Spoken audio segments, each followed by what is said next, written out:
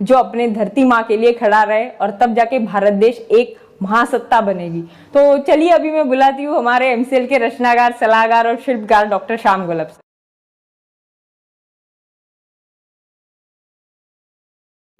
दोस्तों नमस्कार, मैं डॉक्टर श्याम गोलब फिर से एक बार आपका इस ट्रेनिंग सेशन में स्वागत करता हूं। मैं आशा करता हूं कि आप सभी लोग स्वस्थ हैं और आप अपने साथ अपने परिवार का, यानी घर का परिवार और एमसीएल परिवार दोनों का ख्याल रख रहे हैं। मैं ये भी उम्मीद करता हूं कि आप सभी लोग 1 घंटा बहुत अच्छी एक्सरसाइज कर रहे हो, अपने हार्ट अपने लंग को मजबूत कर रहे हो और अपनी इम्यूनिटी को बढ़ा रहे हो। तो चलिए शुरुआत करते हैं आज के टॉपिक से। दोस्तों, ये बिजनेस होता है कि जो कोई भी रिसोर्स, संसाधन होता है उसका विकास करता है, उसको डेवलप करता है। अगर हम पूरी दुनिया में देखें तो जो देश आज विकसित है, पूरी तरह से डेवलप्ड है, वो इसीलिए कि उन्होंने अपने देश में जो भी संसाधन है, जो भी रिसोर्सेस है, उसका सही तरह से पूरे सर्वोत्तम, महत्तम, ऑप्टिमम ऐसा यूटिलाइजेशन किया है, ऐसा विकास किया है। और जो भी देश आज की तारीख में अनडेवलप्ड है, पिछड़े हैं, डेवलपिंग है, वो इसलिए नहीं कि उनके पास रिसोर्सेस नहीं, वो सिर्फ इसीलिए कि उन्होंने अपने रिसोर्सेस को अच्छी तरह से उनको डेवलप नहीं किया है, उनका विकास नहीं किया है। दोस्तों, ऐसे देश कि जिन देशों में इकोनॉमी या उनकी परिस्थिति उतनी डेवलप नहीं होती, वो अंडर डेवलप्ड या डेवलपिंग होते हैं, उनकी परिस्थिति इस हाथी जैसे होती है। इस हाथी को देख रहे हैं आप? हाथी इतना बड़ा दिखाई देता है और उसके सामने उसकी जो जंजीर है वो कितनी स्मॉल या कितनी वीक दिखाई देती है। अगर हाथी पूरी ताकत से अपना जोर लगाए तो फिर 1 सेकंड में इससे आजाद हो सकता है, लेकिन वो होता नहीं है। तो हमारे इस डेवलपिंग नेशंस में भी सेम परिस्थिति होती है। ये हाथी जैसे होता है। हाथी जब बचपन में इसको बांधा जाता है तो वो बहुत कोशिश करता है, बिकॉज बचपन में वो छोटा होता है और वो सलाखें बहुत स्ट्रांग होती है, तो बहुत वो कोशिश करता है, लेकिन उसको फिर पता चलता है कि नहीं, मुझसे होगा नहीं और मैं कभी भी इससे आजाद नहीं हो सकता। और उसके बाद वही सोच लेके वो पूरी तरह से बड़ा होता है। और जो फिर हम ये देखते हैं दोस्तों, जो डेवलपिंग नेशंस है, जो पिछड़े हुए जो देश है या प्रदेश है, उनके बारे में भी यही परिस्थिति होती है। ये लोग, इनमें दो तरह की अलग अलग चीजें हो सकती है। ये देश ऐसे होते हैं कि जिनको अपनी शक्ति के बारे में, अपने इस रिसोर्सेस के बारे में पता ही नहीं होता। उन्हें पता ही नहीं होता कि हमारे पास इतनी शक्ति है, इतनी ताकत है कि हम भी वो डेवलप्ड नेशन या वो प्रगत देश बन सकते हैं। या दूसरी परिस्थिति ऐसी हो सकती है कि ये देश, उन्हें पता होता है कि हमारे पास इतना सब कुछ है, हम कुछ कर सकते हैं, लेकिन वो कैसे करें ये इनको पता नहीं होता। दोस्तों, भारत की बात करें तो Bharat 90% of the time of this whole civilization, जो भी हमारा इतिहास था, उसमें दुनिया की सबसे बड़ी अर्थव्यवस्था था। दुनिया में जितनी जीडीपी थी 30% भारत बनाता था। लेकिन बीच में ये अंग्रेज आ गए। 400 साल इन्होंने जो हमारे ऊपर राज किया और बार बार उन्होंने एक ही बात बताई हमको कि आप गुलाम हो और आपको सिर्फ हमारी नौकरी करनी है, हमारी चाकरी करनी है। दोस्तों, इस अंग्रेजों ने, जो अंग्रेजी भिखारी बन के इधर आए थे और हमें 400 साल लुट के फिर वो अपने देश को इन्होंने इतना बड़ा किया है, वो अंग्रेज, इन्होंने कोई भी ऐसा दस्तावेज, कोई भी ऐसा सबूत, डॉक्यूमेंट्स, ग्रंथ नहीं छोड़ा कि जो हमें यह बताता कि हम कितनी बड़ी अर्थव्यवस्था थी। दोस्तों, इन्होंने पूरी तरह से जो कुछ डॉक्यूमेंट्स था, जो भी कुछ, और इतना ही नहीं कि सिर्फ हम अर्थव्यवस्था में आगे थे, हर कोई चीज, साइंस, टेक्नोलॉजी, हर चीज में, हर सेक्टर में भारत दुनिया में अव्वल था। लेकिन सब चीजें इन अंग्रेजों ने जला के राख कर दिया। इतना ही नहीं, उन्होंने हमारी जो एजुकेशन सिस्टम थी, शिक्षण पद्धति थी, वो इस तरह से बदल दी कि उन्हें सिर्फ चाहिए थे नौकर उनके लिए काम करने वाले, और पैदा हो रहे हैं आज के तारीख में सिर्फ क्लर्क्स जो इनकी बहुत अच्छी सेवा करें। इसीलिए आज भी अगर आप देखोगे तो हमारे यहां के सबसे अच्छे जो लोग हैं वो क्या करते हैं, तो किसी दुनिया की सबसे बड़ी कंपनी के सबसे बड़े स्थान पे होंगे, लेकिन करेंगे नौकरी ही, धंधा पानी नहीं करते। हमारे इधर वो सोच ही नहीं है। ये सोच बदल डाली इन अंग्रेजों ने 400 सालों में। दोस्तों, हम 1947 में आजाद हुए। हमारे सिर्फ 2 साल पहले जापान पूरी तरह से राख हो गया था। दूसरा विश्व युद्ध बंद ही इसलिए हुआ जब अमेरिका ने जापान के ऊपर 2 अणुबॉम्ब गिराए, और इस अणुबॉम्ब की वजह से जापान पूरी तरह से राख हो गया था, बर्बाद हो गया था। दोस्तों, जापान की और भारत की शुरुआत सेम ही हुई, लेकिन जापान में क्या था? तो जापान में था वो एंटरप्रेन्योरशिप। और आज आप देख रहे हो कि जापान कहां है? जापान दुनिया में से सबसे डेवलप्ड कंट्री में एक है, ऊपर है, सबसे ऊपर है। और हम इसलिए इधर हो है कि शायद हम लोग अपने जो रिसोर्सेस है उसको सही तरह से डेवलप नहीं कर पा रहे। दोस्तों, जब भी अगर मैं बिजनेस के एंगल से देखो तो जब भी रिसोर्सेस की बात आती है तो लोग एक ही रिसोर्स को देखते हैं, और वो कौन सा है? ह्यूमन रिसोर्स, मनुष्य संसाधन विकास। हर कंपनी में आप देखोगे तो एक डिपार्टमेंट होता है, HD, human resource development, HRD department, यानी ह्यूमन रिसोर्स को किस तरह से हम लोग अच्छी तरीके से करें। और हर डिपार्टमेंट में वो फोकस करते हैं कि कैसे हमारे लोग अच्छे से अच्छे बने, बेहतर करें। और ये जरूरी भी है, ये मैं भी मानता हूं कि मनुष्य सबसे इंपॉर्टेंट रिसोर्स है। अब ये मनुष्य ही तो है ना कि जिसकी वजह से हम लोगों ने इतनी तरक्की की है और यहां तक आए। और मैं समझता हूं कि अगर मनुष्य चाहे तो सब कुछ पॉसिबल हासिल कर सकता है। तो जिस ऑर्गेनाइजेशन में ये मनुष्य, ये जो रिसोर्स है ये अच्छा काम करता है, वो ऑर्गेनाइजेशन बहुत ही अच्छा काम करती है, अच्छा बिजनेस करती है। लेकिन अगर यही चीज मैं अपने देश के बारे में बताऊं तो हमारे देश में भी इतनी सारी आबादी है। आज की तारीख में हमारे देश में 140 करोड़ से भी ज्यादा लोग हैं, और मुझे लगता है सबसे इंपॉर्टेंट रिसोर्स है ये। और इसे अगर हम अच्छी तरीके से इसे डेवलप करें, एक ही दिशा में मिलकर सब लोग काम करें, तो जल्दी हम अपने देश को भी दुनिया की सबसे बड़ी अर्थव्यवस्था बना सकते हैं। दोस्तों, लेकिन वैसे ये जो रिसोर्सेस है, ये रिसोर्सेस कई तरह के होते हैं। रिसोर्सेस की अगर व्याख्या मैं आपको बताऊं, संसाधन, तो क्या है रिसोर्स? तो रिसोर्स कोई भी ऐसी चीज जो टेक्निकली हम उसे उपयोग कर सकते हैं, इकोनॉमिकली वो फिजिबल है, हम लोग उसका इस्तेमाल कर सकते हैं, और कल्चरली एक्सेप्टेबल है, समाज उसको स्वीकार कर सकती है। तो ऐसी चीज जो हमारे जरूरतों को, हमारी इच्छाओं को पूरा करती है, ऐसे सब चीजों को हम संसाधन, रिसोर्सेस ऐसे कहते हैं। तो दोस्तों, कई सारी चीजें हो सकती है जो इस संसाधन या रिसोर्सेस इसकी चीज में आती है। लेकिन अगर आप बोलेंगे कि इतना सारा पानी समुद्र में होता है, तो समुद्र का इतना पानी अगर है तो किसी भी गांव में सूखा ही नहीं पड़ना चाहिए। लेकिन समुद्र का वो खारा पानी टेक्निकली उससे टेक्नोलॉजी अप्लाई करके उसे पीने का पानी बनाए और फिर हर गांव में लेके जाए, ये टेक्निकली शायद अभी तक पॉसिबल नहीं है और इकोनॉमिकल फिजिबल ही नहीं है।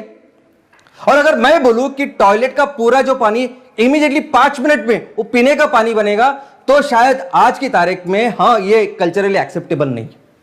तो ये तीनों चीज टेक्निकली, टेक्नोलॉजिकली पॉसिबल होनी चाहिए, इकोनॉमिकली फिजिबल होनी चाहिए, और कल्चरली एक्सेप्टेबल होनी चाहिए। ऐसी सब चीजों को, जो चीजें हमारी जरूरतें, हमारी चाहते पूरा करती है, इन सभी चीजों को हम रिसोर्सेस ऐसा कह सकते हैं। और ये रिसोर्सेस ऐसे 2 तरह के हो सकते हैं। ऐसे रिसोर्सेस जो एक बार हम लोगों ने यूटिलाइज किए, उनका उपयोग किया, तो वो एक बार खत्म हो गए, उसके बाद हम लोग उसे फिर से नहीं पा सकते। जैसे हमारा फ्यूल, फॉसिल फ्यूल, तेल, कोयला, ये सब कुछ। और दूसरे ऐसे हैं कि जो हम बार बार इस्तेमाल कर सकते हैं, बार बार उनका निर्माण भी कर सकते हैं, और वो है बायोमास। वैसे ही ऐसे भी रिसोर्सेस है कि जो एक्चुअली आज की तारीख में हमारे सामने है और इमीडिएटली हम उसका उपयोग कर सकते हैं। और कुछ रिसोर्सेस ऐसे हो सकते हैं जिनके ऊपर हमें काम करना पड़ता है, तब जाके वो हमारे उपयोग के हो सकते हैं। कुछ रिसोर्सेस ऐसे हो सकते हैं कि जो सजीवों से आते हैं, वनस्पति, प्राणी, ऐसी चीजों से आते हैं। और कुछ रिसोर्सेज ऐसे होते हैं जो निर्जीव चीजों से बनते हैं और आते हैं। इसके अलावा कुछ रिसोर्सेज ऐसे होते हैं जो आप दुनिया में कहीं भी जाओ आपके लिए उपलब्ध होते हैं, जैसे हवा सभी जगह है, अच्छा रिसोर्स है। और वैसे ही कुछ रिसोर्सेज ऐसे होते हैं कि जो सिर्फ किसी जगह पे ही हमको मिलते हैं, लोकलाइज होते हैं। जैसे खदानें, अगर कोयले की खदान है, कोई किसी मेटल की खदान है, वो वही मिलेगी जहां वो मिलती है, लोकलाइज्ड है। इसी तरह कुछ जो रिसोर्सेस है, कुछ संसाधन है, निजी हो सकती है, कुछ पूरे समुदाय की हो सकती है, कुछ देश की हो सकती है, और कुछ पूरे दुनिया की हो सकती है। तो दोस्तों, ये रिसोर्सेस कई सारे अलग अलग तरीके के होते हैं, लेकिन दुनिया का सबसे जो एक्सेप्टेड, जो इनका क्लासिफिकेशन है, जो डिफरेंट टाइप्स है, मैं आपको बताता हूं। सबसे पहले जो पहला टाइप है वो है human resource. And actually human resource को हमेशा पहला रखना चाहिए, बिकॉज सभी सजीवों में ये एक ऐसा सजीव है ह्यूमन, मनुष्य, कि जिसने इतनी प्रगति की है। अभी आप टेक्नोलॉजी देखोगे, स्पेस देखोगे, तो शायद कोई भी ऐसी चीज नहीं कि जहां हमने कदम रखा नहीं है, कुछ करके दिखाया नहीं है। और मनुष्य को इतना कुछ कुदरत ने, भगवान ने दिया है, तो शायद हम और बेहतर इसको, अपने धरती को बना सकते हैं। दूसरा जो रिसोर्स है, उसकी जो कैटेगरी है वो आती है प्रकृति से। तो प्रकृति के जितने भी रिसोर्सेस हमें मिलते हैं वो सभी इस कैटेगरी में आते हैं। दोस्तों, तीसरा है जो रिसोर्सेस, वो बिजनेस के एंगल से हम लोग समझ सकते हैं, और इन्हें कहते हैं इकोनॉमिक रिसोर्सेस। यानी बिजनेस में हम क्या करते हैं, तो बिजनेस में किसी वस्तु का निर्माण करते हैं, नहीं तो किसी सेवा का निर्माण करते हैं। तो ये वस्तु और सेवा बनाने के लिए जो कुछ चीजें लगता है, इस सबको रिसोर्सेस कहते हैं। चाहे वो पैसा हो, चाहे वो लोग हो, कोई रॉ मटेरियल हो, ये सभी चीज उस इकोनॉमिक रिसोर्सेस में आते हैं। इसके अलावा एक कैटेगरी बनाई है जिसका नाम है स्पेस रिसोर्सेस। अभी स्पेस यानी वो स्पेस नहीं, तो हमारे एटमॉस्फेयर में जो भी नजर आता है, जो रिसोर्सेस है, इन सभी का उपयोग या इन सभी की कैटेगरी इसमें की गई है। तो इसमें क्या है, तो इसमें हवा से जो ऑक्सीजन मिलता है वो, ये हमारा सनशाइन जो सूरज की किरणों से लेके ये पत्थर वगैरह सब कुछ जो एटमॉस्फेयर में दिखाई देता है, ये सभी इस स्पेस रिसोर्सेस में आता है। इसके अलावा और एक रिसोर्स है जिसका नाम है स्पेकुलेटिव रिसोर्स, यानी अंदाजित ऐसा संसाधन। अब स्पेकुलेटिव रिसोर्स यानी क्या, कि ये वो रिसोर्स है कि जो अभी तक हमने निकाला नहीं है, उसको डिस्कवर नहीं किया, लेकिन हमारा अनुमान है, हमारा अंदाज है कि वहां वो रिसोर्स हो सकता है। जैसे कि एक जगह हमें एक कोयले की खदानें मिलती है, बहुत सारी जगह पे कोयले की खदानें मिलती है, बहुत सारी जगह पे लोहे की खदानें भी है। तो हमें पता है कि ऐसी जियोलॉजिकल कंडीशन है तो हमें यह चीज मिल सकती है।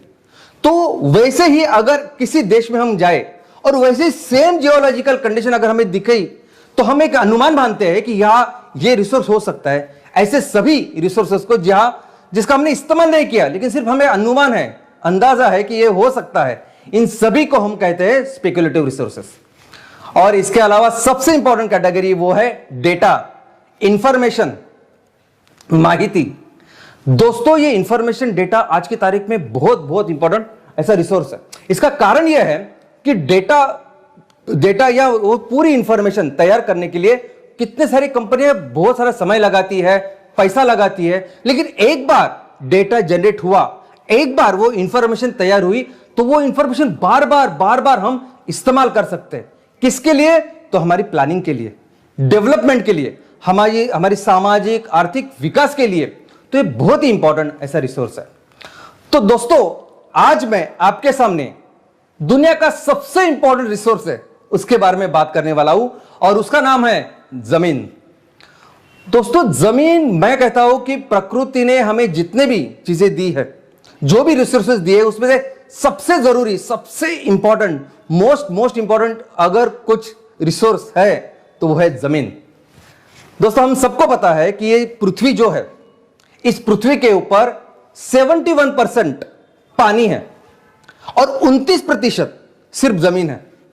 ओके, लेकिन अगर आप इस धरती के ऊपर जो जैव विविधता है, जो बायोडायवर्सिटी है, अगर वो देखोगे, तो पहले तो मैं बता दूं बायोडायवर्सिटी यानी क्या। बायोडायवर्सिटी यानी हमारी इस पृथ्वी के ऊपर जितने भी वनस्पति है, जितने भी प्राणी है, जितने भी सजीव है, वो सब मिलके बनती है बायोडायवर्सिटी। तो ये जो बायोडायवर्सिटी है दोस्तों, इस सभी बायोडायवर्सिटी में जितने भी जीव है, जितने भी अलग अलग वैरायटी है, 80% जीव जमीन पे रहते हैं, 15% सिर्फ पानी में रहते हैं। आप कहेंगे कि इतनी बड़ी वो पानी है, इस पानी में सिर्फ 15% जीव, और जमीन के ऊपर 80% नहीं, प्रकार के। ओके, तो जमीन पे 80% प्रकार के जीव रहते हैं। ऐसा क्यों? तो दोस्तों, ये जो पानी होता है समुद्र, इस समुद्र का पानी एक दूसरे से जुड़ा हुआ होता है, और समुद्र के अंदर जो क्लाइमेटिक कंडीशंस होती है, जो जियोग्राफिकल कंडीशन होती है, इनमें ज्यादा कुछ ऐसा फर्क या डिफरेंसेस ज्यादा नहीं होते। लेकिन अगर आप जमीन की बात करोगे तो जमीन में ये डिफरेंसेस बहुत ज्यादा होते हैं।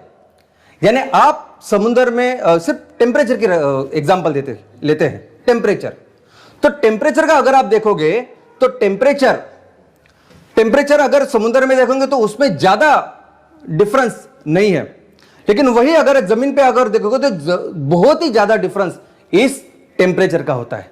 तो ऐसी बहुत सारी चीजें हैं, बहुत सारी विविधता है, जिसकी वजह से ये जैव विविधता के 80% जो सजीव है वो हमें धरती के ऊपर नजर आते हैं, और सिर्फ 5% जो धरती के ऊपर हमारा फ्रेश वाटर है या मीठा पानी है उसमें रहते हैं।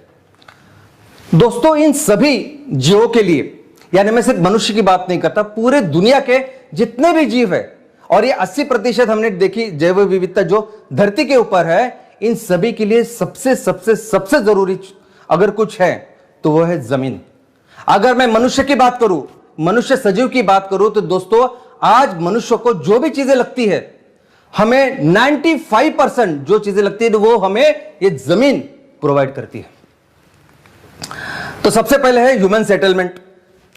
हमारे यहां हमारे इस धरती के ऊपर आज 775 करोड़ से भी ज्यादा लोग रहते हैं। कहां रहते हैं? हम लोग थोड़ी समुद्र में रहते हैं, स्पेस में रहते हैं, हम जमीन पे ही रहते हैं।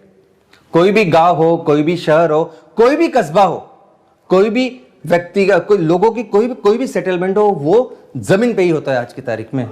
और दूसरा, हम जो खाना हम जीने के लिए हमें जो खाना लगता है, सब कुछ लगता है, ये पूरी जो सिस्टम है, फूड सिस्टम, ये पूरा हमें जिंदा रहने के लिए जो मैं बोल सकता हूं, ये पूरी सिस्टम जो पूरी तरह से डिपेंडेंट है इस जमीन के ऊपर। आप वेजिटेरियन हो, नॉन वेजिटेरियन हो, सभी तरह का एग्रीकल्चर हो या एनिमल हस्बेंड्री या पशुपालन हो, ये सभी जमीन से ही तो होता है। सिर्फ थोड़े कुछ ऐसी चीजें हैं जो हम समुद्र से या नदी से करते हैं, अदरवाइज हमें ये जमीन ही जिंदा रखती है। और दोस्तों, ये जमीन हम इस धरती के ऊपर जंगल, फॉरेस्ट, ग्रासलैंड, इसको भी बहुत सारा सपोर्ट करती है। अब ये जंगल क्या है? तो दोस्तों, ये हमारे दुनिया के लिए ये जंगल है हमारे फेफड़े, हमारे लंग्स। लंग्स क्या काम करते हैं? तो जब भी हम लोग कुछ काम करते हैं, हमारी पेशियां ऑक्सीजन लेती है और कार्बन डाइऑक्साइड छोड़ती है। ये फेफड़े क्या करते हैं? ये सभी तुम्हारा कार्बन डाइऑक्साइड लेके बाहर डालते हैं और ऑक्सीजन अंदर करते हैं, हमारे शरीर को फिर से ऑक्सीजन देते हैं। वैसे ही काम दुनिया के लिए जंगल करते हैं।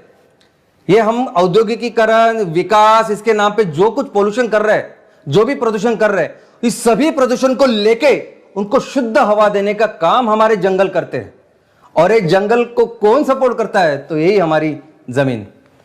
और इकोनॉमी, दोस्तों, दिन रात हम लोग किसके लिए काम करते हैं? तो पैसे के लिए काम करते हैं। ऑलमोस्ट सभी लोग, बहुत कम लोग होते हैं कि जो शायद पैशन के लिए काम करेंगे, लेकिन ऑलमोस्ट दिन से हम पूरे लोग कुछ ना कुछ कमाने के लिए काम करते हैं। ये पूरी जो अर्थव्यवस्था है, हर देश की अर्थव्यवस्था, वो पूरी तरह से डिपेंडेंट है इस जमीन के ऊपर।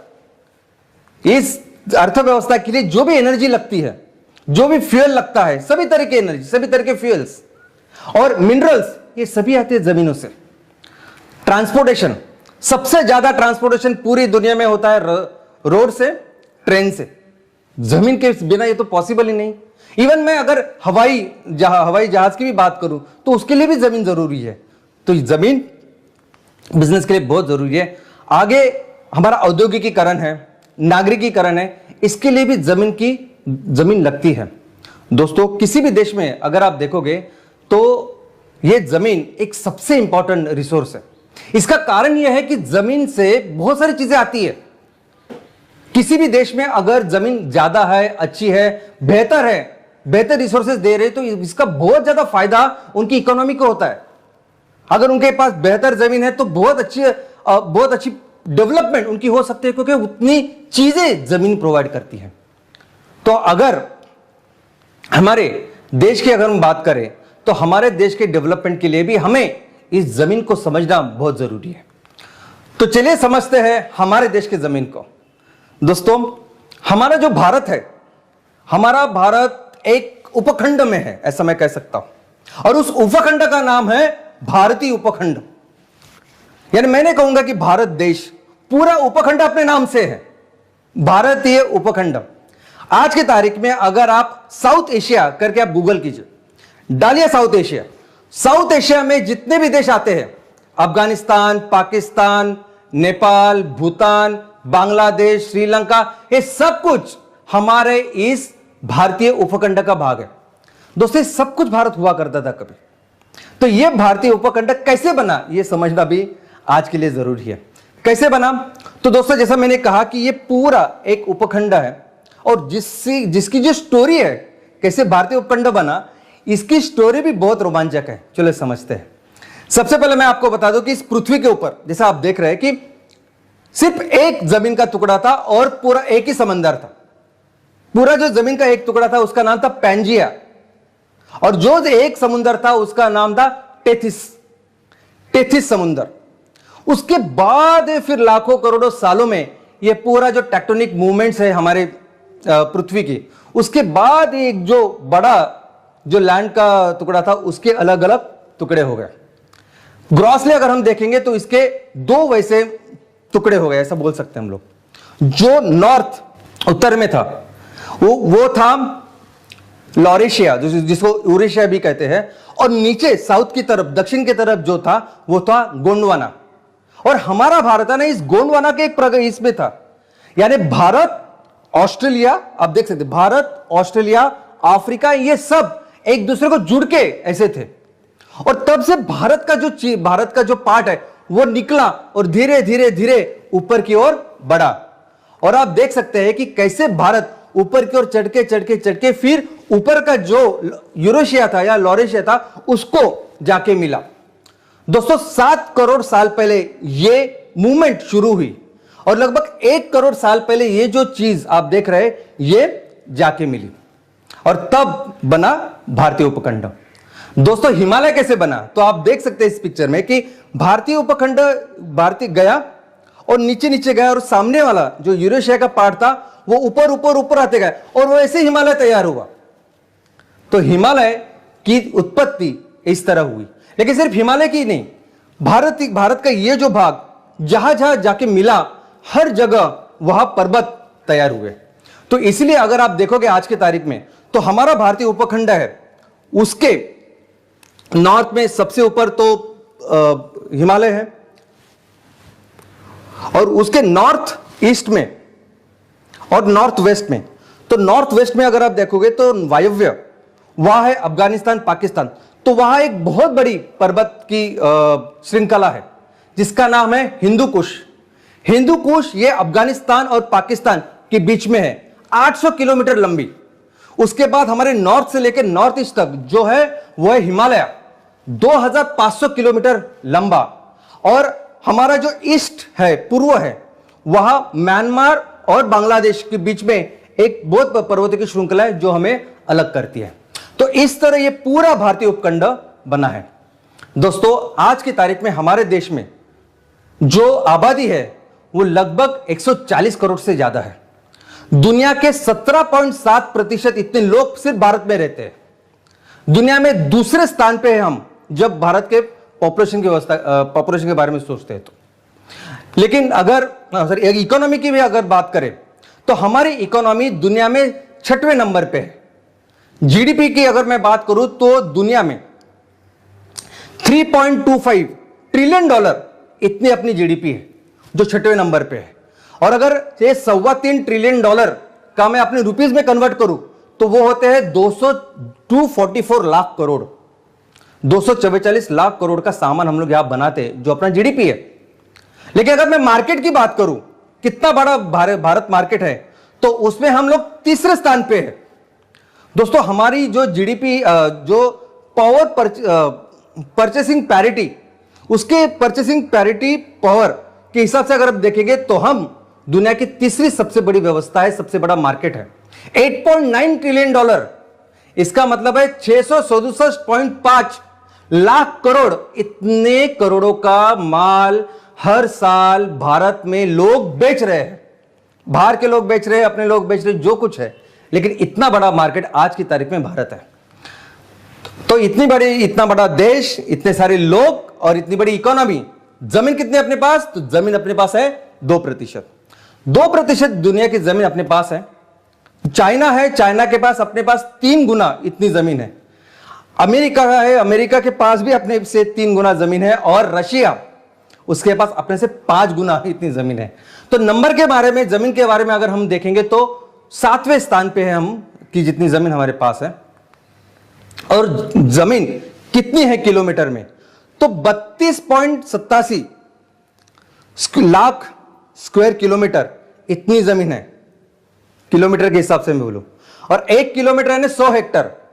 तो मैं हेक्टर के बारे में अगर बोलूं तो हमारे पास, हमारे देश में 3287 लाख हेक्टर इतनी जमीन हमारे पास है, जो 328.7 मिलियन हेक्टर, ऐसा भी हम लोग उसे कह सकते हैं। तो ज्योग्राफी अगर भारत की देखेंगे तो 91% हमारे यहां जमीन है और 9% पानी है। 9% पानी, 9% पानी यानी क्या, तो हमारे इस भारत में जो भी नदियां बहती है, जो तालाब है बड़े बड़े, उन्होंने वो जो जमीन ली है, जो एरिया लिया है, वो है 9%। लेकिन हमारा देश माना ही जाता है, लोग उसे समझते हैं, उसकी जो आइडेंटिटी है वो है डाइवर्सिटी। सब कुछ अलग अलग तरह की चीजें, सिर्फ लोगों में नहीं, आज हम लोग देते कि पूरे कल्चर में, संस्कृति में, हर तरह के लोग आज हमारे पास में, हमारे देश में रहते हैं। लेकिन सिर्फ उसमें नहीं, ये काम ज्योग्राफी में भी है। ज्योग्राफी में अगर देखोगे तो हर तरह की जमीन आज हमारे देश में है। लगभग 43% जो जमीन है वो प्लेन है, पूरी तरह से प्लेन है, जिसके ऊपर आज हम लोग खेती करते हैं, जिसके ऊपर आज इंडस्ट्रीज है, इंडस्ट्रियल जोन्स है। उसके अलावा 30% जमीन भारत की, उस पे पत्थर, उस पे माउंटेन्स है, उस पे बड़े बड़े पहाड़ है, जिसपे हिमालय से लेके सभी तरह के पहाड़ इसमें है। अब ये बहुत बड़ा रिसोर्स है। बहुत कम देश ऐसे कि जिनके पास इतने सारे पहाड़ है, और मैं आपको बताऊंगा आने वाले दिनों में कि कैसे तरह ये पहाड़ भी, ये माउंटेन्स भी एक बहुत इंपॉर्टेंट ऐसे रिसोर्स है दोस्तों। और 27% हमारे पास है प्लेटू।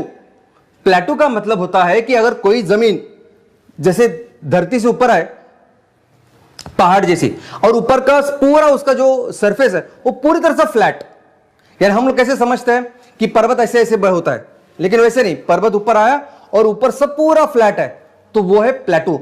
27% अपनी जो जमीन है वो इस प्लेटू के ऊपर है। और ये जरूरी है प्लेटू हमारे जंगलों के लिए, हमारे मिनरल्स के लिए, और कितने सारे रिसोर्सेज इसमें आते हैं। नेक्स्ट, तो चलो थोड़ा सा ज्योग्राफी आज मैं आपको फिर से एक बार भारत के बारे में बताना चाहूंगा। दोस्तों ज्योग्राफी यानी भारत जो है, ये जो पृथ्वी का गोल है, ये पृथ्वी का गोल एक 2 हिस्सों में बंटा है। एक ऊपर का उत्तर गोलार्ध और नीचे का होता है दक्षिण गोल या दक्षिण गोलार्ध। अब ये दोनों गोलों को जो लाइन डिवाइड करती है उसे हम कहते हैं विषुववृत्त, इक्वेटर। ओके, तो गोल है पृथ्वी का, और आप देख सकते हैं कि इसमें एक लाइन है जो इसके 2 भाग में कर रही है, और इस लाइन के जो पैरेलल लाइन है इसे हम कहते हैं अक्षांश। और ये जो पृथ्वी का गोल है, इसके 2 भाग ऐसे भी होते हैं, एक पूर्व गोल और पश्चिम गोलार्ध। तो पूर्व गोलार्ध पश्चिम गोलार्ध करने के लिए जो लाइन जाती है उसे हम प्राइम मेरिडियन कहते हैं। अब ये प्राइम मेरिडियन इंग्लैंड के ग्रीनविच से जाता है, और ये जो प्राइम मेरिडियन गया है बीच में, उससे भी पैरेलल ऐसे लाइंस है जिसे हम रेखांश कहते हैं। तो ये जरूरी है, ये अक्षांश रेखांश किस लिए बना है, ये जानने के लिए कि आपका लोकेशन एक्चुअली है कहां। आज की तारीख में भी अगर आप देखोगे, आप कौन सा भी फोन आपके पास हो, तो आप जस्ट अपना लोकेशन डालिए, तो बहुत सारे ऐप्स है जो आप किधर खड़े हो ये बताएंगे, कौन से अक्षांश, कौन सा रेखांश, किधर किधर क्या हो, सब कुछ। और ये जरूरी है। अभी इतने सारे प्रोजेक्ट जो हम लोग कर रहे हैं और आगे करने भी वाले हैं, इन सभी लोकेशन में ये सब चीजें जरूरी है। तो चलिए देखते हैं भारत के बारे में।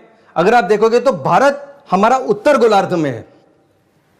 उत्तर गोलार्ध में अगर हमारे अक्षांश आप देखोगे तो 8.4 से लेके 37.6 ऐसा हमारा विस्तार भारत का है अक्षांश का। और रेखांश की बात करें तो 68.7 से लेके 97.27 ऐसे रेखांश है। और रेखांश के बारे में हम पूर्व गोलार्ध में हैं। दोस्तों अगर भारत की लंबाई की बात करें, यानी उत्तर से लेकर दक्षिण तक अगर आप किलोमीटर की बात करें, तो हमारा देश उत्तर से लेकर दक्षिण तक 3214 किलोमीटर इतना उसकी लंबाई है। और अगर पूर्व से लेकर पश्चिम की बात करूं तो 2933 किलोमीटर इतना हमारा पूर्व से लेकर पश्चिम तक ऐसे हमारे देश का विस्तार है। तो दोस्तों इस देश के कई सारे ज्योग्राफिकल रीजन्स भी है। इस देश का हमने यानी पूरी दुनिया ने हमारे देश में इस ज्योग्राफी के अलग अलग रीजन्स बनाए। तो चलिए देखते हैं क्या। तो सबसे पहले मैं बता दूं कि ये 7 अलग अलग टाइप है। पहला जो टाइप है वो है हिमालयास, माउंटेनस। तो अब देखेंगे कि नॉर्थ में जो ऊपर जो हिमालय बना है तो पूरे वो हिमालय के पर्वत और हमारे नॉर्थ ईस्ट में जो पर्वत है ये पूरा मिलके बनता है हमारा एक रीजन, जिसको हम लोग पढ़ेंगे। दूसरा है इंडो गंगेटिक प्लेन्स। इसका यानी हमारे इस हिमालय से बहुत सारी नदियां आती है। दुनिया की सबसे बड़ी नदियां जैसे सिंधु, गंगा, ब्रह्मपुत्र इस हिमालय से आती है। और जब ये हिमालय से आती है तो अपने साथ बहुत सारी मिट्टी लेके आती है, उपजाऊ मिट्टी, बहुत अच्छी मिट्टी। और जिन जिन जगह से वो निकलती है उन पूरे क्षेत्र को वो आबाद करके रखती है।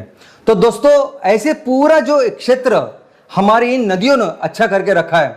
और सबसे सुपीक, सबसे फर्टाइल प्लेन करके दुनिया में जिसका नाम है उसका नाम है ये इंडो गंगेटिक प्लेन्स। एक्चुअली इसका नाम सिंधु और गंगा, तो सिंधु और गंगा इसका प्लेन ऐसे था, तो अभी इसको इंडो गंगेटिक प्लेन ऐसा भी कहा जाता है। और आप देख सकते हैं कि पंजाब से लेके बंगाल तक ये जो पूरा क्षेत्र है ये आज ऐसे अच्छी जमीन से भरा है और जिसे बहुत अच्छी फसल आज हमारे किसान लेते हैं। उसके अलावा है थार डेजर्ट। दोस्तों हमारे पास रेगिस्तान भी है, आप जैसा बोलोगे वैसा रेगिस्तान। राजस्थान में हमारा ये रेगिस्तान है जो प्रॉपर 100% आपको लगेगा कि जैसे दुबई में आपने देखा होगा तो वैसे रेगिस्तान है। उसके अलावा हमारे यहां सेंट्रल भारत में, मध्य भारत में अगर आप देखोगे तो यहां मध्य भारत में बड़े बड़े ऐसे प्लेटू है। ओके, तो हमारा मध्य प्रदेश, छत्तीसगढ़, महाराष्ट्र का ये विदर्भ से लेके डाउन, ये सभी बड़े बड़े प्लेटू के ऊपर है। ये दक्कन का पठार जिसे हम कहते हैं ऊपर, और ये बहुत रिच है जंगलों के लिए, मिनरल्स के लिए। कितने सारे रिसोर्सेज मिलते हैं यहाँ हमें, जहां कोयले की बड़ी बड़ी खदान है वो यही मिलते हैं। कुदरत ने भर भर के दिया है। दुनिया में सबसे जो अच्छे घने जंगलों में से जंगल यहां अपनी जगह पे है। इसके अलावा हमारे जो उपखंड है वो आप देखोगे तो दोनों तरीके से वो ऐसे नीचे जाता है और दोनों बाजू उसके समंदर है। तो हमारे भारत देश को पूर्व किनार पट्टी भी है और पश्चिम किनार पट्टी भी है।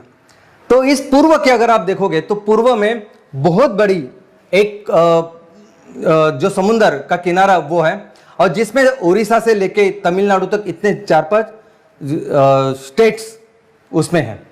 उसके अलावा वेस्ट कोस्ट यानी पश्चिमी तट, पश्चिमी समुद्र तट अगर आप देखोगे तो वो भी गुजरात से चालू होके नीचे कन्याकुमारी तक जाता है। और गुजरात, महाराष्ट्र, गोवा, केरल और तमिलनाडु इतने सभी राज्यों उसमें शामिल हैं। दोस्तों हमारे island, next is island and seas of course. दोस्तों हमारे यहां लक्षद्वीप, अंडमान, ऐसे इस तरह के द्वीप है कि आप सोच नहीं पाओगे इतने सुंदर द्वीप हमारे पास। तो दोस्तों मुझे एक बात बताइए, अगर आपको दुनिया का कौन सी चीज देखनी है आप बताइए। अगर आपको बहुत ठंडा ऐसे प्रदेश देखना है, आपको बर्फ देखना है तो हमारे यहां हिमालय है। आपको रेगिस्तान, आप जाते हैं ना दुबई में ये सब देखने वगैरह, आपको देखना है तो हमारे राजस्थान में वो सब कुछ है। दुनिया के सबसे घने जंगल में से सबसे घने जंगल हमारे पास है। जितनी जैव विविधता की अगर मैं बात करूं तो भारत जैसी जैव विविधता किसी के पास नहीं, चाहे वो एनिमल्स हो चाहे वो सजीव हमारी वनस्पति हो। दोस्तों अगर आपको समुद्र के किनारे अच्छे लगते हैं तो जितने सिटीज हमारे भारत के इस समुद्र के किनारे हैं और जिस तरह के अलग अलग बीचेस, फॉरेन में तो शायद जाओगे तो आपको एक ही तरह का नजर आएगा, लेकिन हमारे यहाँ ओडिशा की खूबसूरती है, मुंबई की अलग चीज है, कन्याकुमारी अलग है। दोस्तों कौन सी ऐसी चीज है आप मुझे बताइए। और आप देख रहे ये चीज, आप देख रहे ये खूबसूरत हमारा अंडमान है। आप वहां जाते हो मालदीव, आप बाली जाते हो, यहां वहां करते हैं। अरे भारत में देखिए ना, और ऐसा कौन सा देश है दुनिया का जिसमें इतना सब कुछ दिया है। कोई भी चीज आप बोलो ना, कोई भी चीज आपको बोलो तो आज कुदरत ने, भगवान ने इस सब कुछ इतना भारत को दिया है। और मुझे कभी कभी बहुत प्राउड फील होता है कि हमारे भारत के पास ऐसी ऐसी तरह की जमीन है। तो चलिए मैं जाते हैं अगली तरफ। आपको लगेगा कि मैं क्यों इतना डिटेल में बता रहा हूं। जमीन, भारत की जमीन है, क्या होना चाहिए, इतनी इतनी जमीन है, ऐसा होता है वैसा होता है, क्यों मैं इतना डिटेल में जाता हूं? मैं इतना डिटेल में क्यों जा रहा हूं कि कैसे जमीन बनी, कैसे ये सब कुछ हुआ, ऐसे अलग अलग क्यों इतना डिटेल में जाने की जरूरत है? दोस्तों ये जरूरत है क्योंकि अगर किसी देश को महान बनना है, अगर हमें सबसे बड़ी इकोनॉमी तैयार करनी है और सबसे ज्यादा जितना हमारा पोटेंशियल है, जितनी हमारी काबिलियत है उतना काम करना है, तो हमें अपने जमीन को समझना पड़ेगा, हमें अपने जमीन को सबसे ज्यादा डेवलप करना पड़ेगा। ये जो भी देश है जिनके पास जितनी भी जमीन है, बहुत सबसे अच्छी जमीन आज हमारे पास है, जिसके वजह से 90% ऑफ द टाइम दुनिया के दुनिया की नंबर 1 इकोनॉमी हम थे। तो अगर फिर से हमारे देश को अगर आगे लेके जाना है, दुनिया की नंबर 1 इकोनॉमी बनानी है, तो हमें इस जमीन को अच्छी तरीके से समझना होगा और मैं आपको समझाऊंगा। तो दोस्तों सबसे पहले मैं आपको बताऊं कि हमें सबको मिलके ये जमीन की जो आज दुर्दशा हो रही है, ये बर्बादी हो रही है, उसको बंद करना पड़ेगा। ये जो खदानें बन रही है, ये कोई कोयले के लिए जा रहा है, कोई बाकी की चीजों के लिए जा रहा है, फालतू फॉसाइल फ्यूल जिससे दुनिया बर्बाद हो रही है, उसके लिए हम लोग जंगल यहां तोड़ रहे हैं। ये बंद करना पड़ेगा। कहीं तो इस जमीन को हमें बचाना पड़ेगा इन सब चीजों से। दूसरा ये अर्बनाइजेशन है, ये जो शहरीकरण हो रहा है, शहरीकरण गांव के बाहर देखोगे, शहर के बाहरों में देखोगे तो लोग इस शहरीकरण के पीछे कुछ भी करते हैं। जो इतनी इंपॉर्टेंट जमीन, वहां बिल्डिंग तैयार करो, रहने के लिए जगह, और कैसी झोपड़पट्टी चालू करते हैं। इसे जमीन की हमें योग्य व्यवस्थापन करना चाहिए। कोई भी जमीन किस लिए अच्छा उसका उपयोग हो सकता है, ये कोई संसाधन है कि जिसकी वजह से हमारे लोगों को, हम लोग उनका जीवन बेहतर कर सकते हैं, ऐसा सोचना होगा, प्लानिंग करना होगा और उसको बेहतर बनाना होगा। दोस्तों अगर जमीन को अच्छी तरीके से हम इस्तेमाल करें तो हाँ, ये बहुत बड़ा चेंज कर सकती है हमारे देश की इकोनॉमी में, लोगों में। मैं एक बहुत अच्छा एग्जांपल आपको देना चाहूंगा। कई सारे एग्जांपल है, मैं आपको बता सकता हूं, लेकिन एक अच्छा एग्जांपल है जो अभी है बिहार से। बिहार में एक जिला है जिसका नाम है बांका। आपने सुना होगा ना, बांके बिहारी तो ये वही जिला है, बांके बिहारी मतलब मेका बांका। तो ये ऐसा जिला है, अभी उसमें स्टोरी ऐसी है कि वहां एक कलेक्टर गए और उन्होंने देखा कि उस जिले में 42,000 एकड़ से ज्यादा, उससे भी कहीं ज्यादा जमीन ऐसे ही पड़ी हुई है, जो सालों साल हो गए ना कुछ कोई कर रहा है, कुछ नहीं। और वो जमीन कुछ सरकारी नहीं है, तो जमीन किसानों की है, प्राइवेट जमीन है और कोई कुछ भी नहीं कर रहा। तो इन्होंने फिर क्या डिसाइड किया कि चलो कुछ अच्छा काम करते, इस जमीन को डेवलप करने की कोशिश करते। तो इन कलेक्टर साहब ने, बाकी सभी उनकी जो मशीनरी थी, उनके साथ मिलकर एक 17 एकड़ का प्लॉट उन्होंने पहले शुरुआत किया।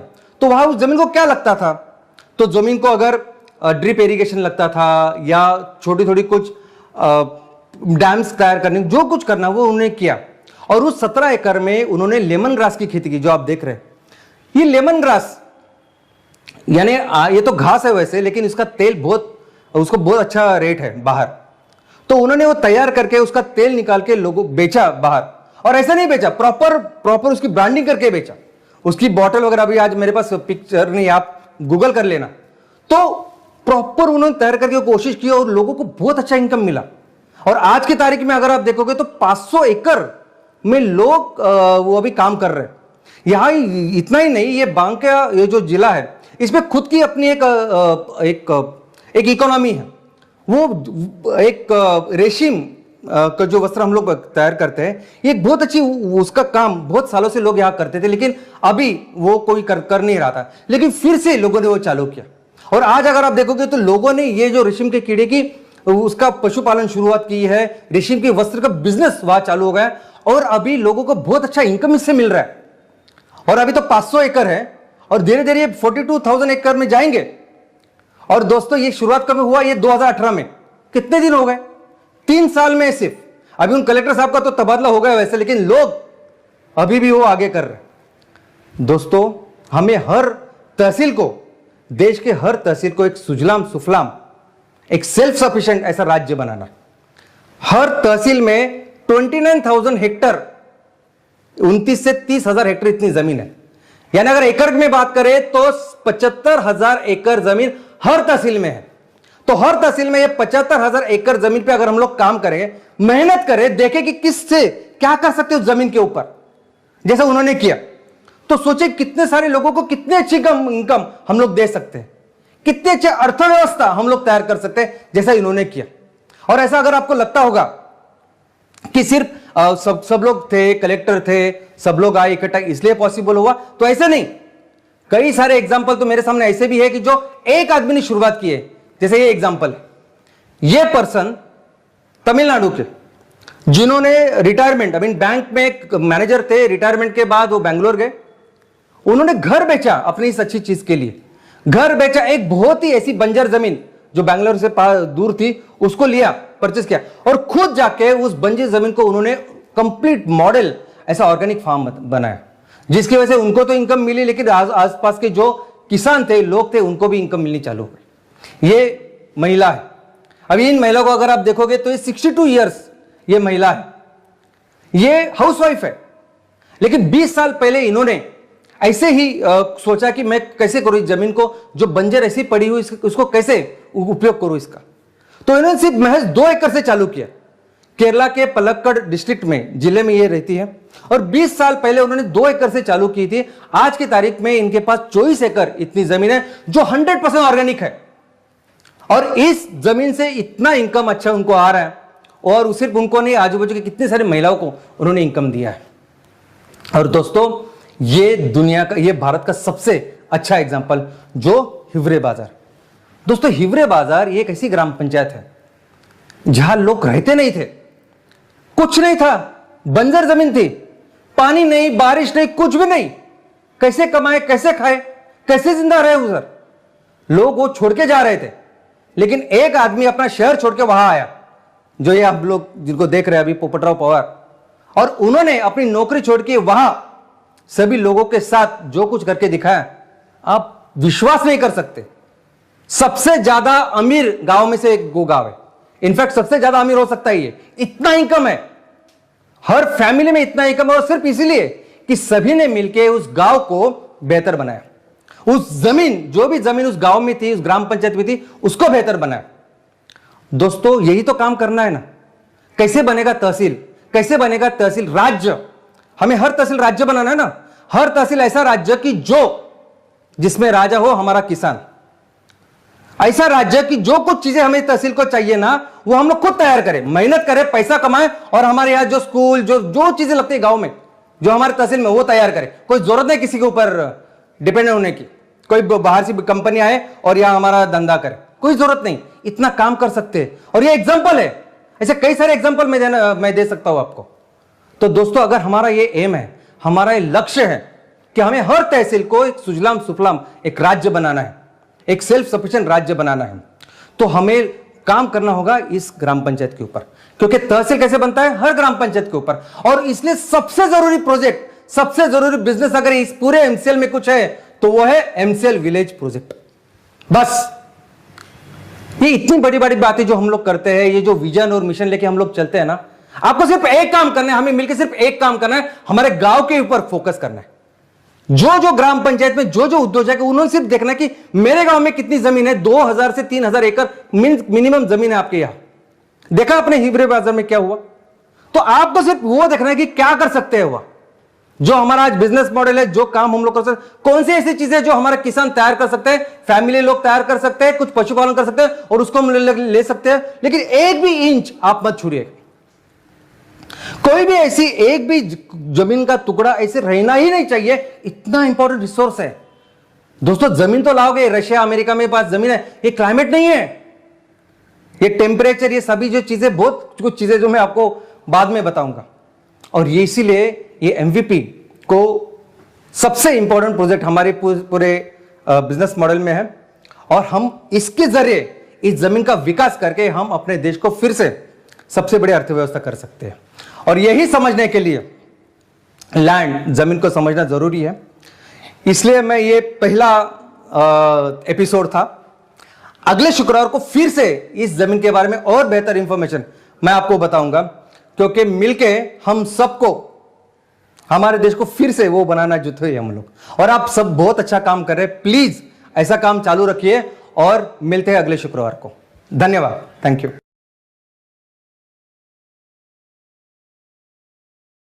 जी हां, जल जमीन जंगल की बात श्याम सर हमेशा हमसे करते हैं और आज भी उन्होंने हमें बताया कि हमारे ऊपर अपने जमीन का कितना कर्ज है और वो कर्ज चुकाने के लिए पूरा एमसीएल इंडिया परिवार कमिटेड है to this mother earth. Good morning MCL India परिवार।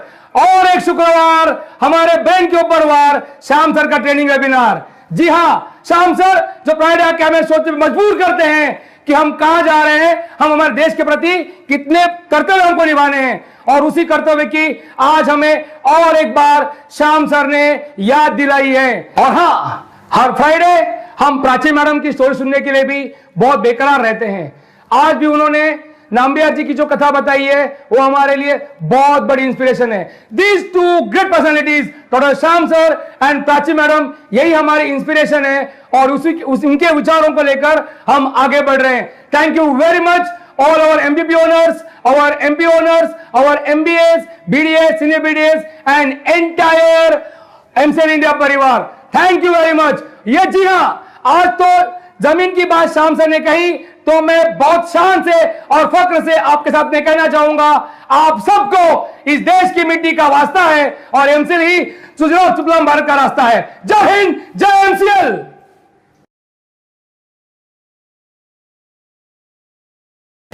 Thank you very much, Dr. Lavesh sir, for inspiring us once again.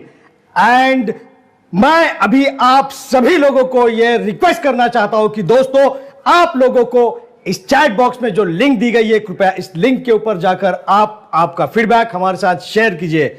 और इसी के साथ मैं अब शुक्रिया अदा करना चाहूंगा फिर एक बार प्राची मैडम का, जिन्होंने एक अनोखी स्टोरी आज फिर हमारे साथ शेयर की और बताया कि बलिदान देने वाले कैसे कैसे लोग आज हमारी मातृभूमि में हैं। और दोस्तों, इनके बलिदानों के वजह से ही हमें इंस्पिरेशन मिलता है। Thank you very much Prachi madam once again.